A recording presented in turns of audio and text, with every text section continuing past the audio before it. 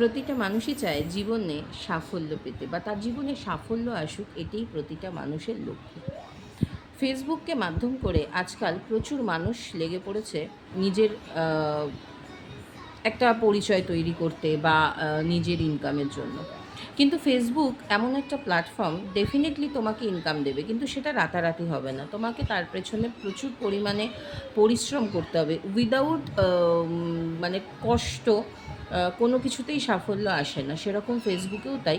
কিন্তু ফেসবুক হচ্ছে social media, সেটা এমন একটা প্ল্যাটফর্ম, একে অপরকে যদি আমরা হেল্প না করি তাহলে কিন্তু সেখানে এগিয়ে যাওয়াটা খুব মুশকিল সবার ক্ষেত্রেই।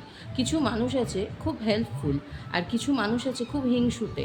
ওর হবে, ও করবে, এটা আমি চাই না। বাট এটা করলে চলবে না। ফেসবুককে মাধ্যম করে ইনকাম করতে যদি চাও, তুমিও এসছো ফেসবুককে মাধ্যম করে সাকসেস পেতে, তো তোমাকে সবার আগে মাথায় রাখতে হবে অন্যকে সাকসেস দিতে হবে।